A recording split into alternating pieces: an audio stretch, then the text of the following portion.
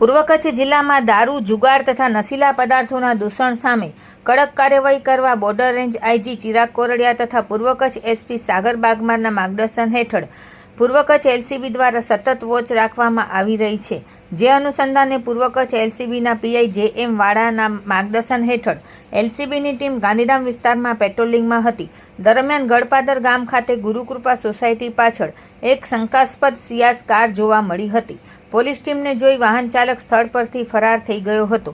Police દ્વારા વાહનની તપાસ કરતા તેમાંથી ભારતીય બનાવટના વિદેશી દારૂની 750 મિલીની કંપની સીલબંધ કુલ 251 બોટલો મળી આવી હતી, જેની કિંમત ₹3,76,249 થાય છે।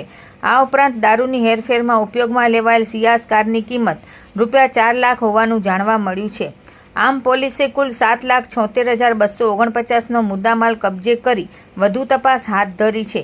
આ અંગે પ્રોહિબિશન એક્ટની કલમ હેઠળ ગુનો નોંધી કાયદેસરની કાર્યવાહી હાથ ધરવામાં આવી છે। ફરાર આરોપીને ઝડપી પાડવા માટે પોલીસ દ્વારા વધુ તપાસ ચલાવવામાં આવી રહી છે। આ કાર્યવાહીમાં પૂર્વ કચ્છ એલસીબીની સતર્ક કામગીરીથી મોટી માત્રામાં વિદેશી દારૂનો જથ્થો ઝડપી પાડવામાં સફળતા મળી છે।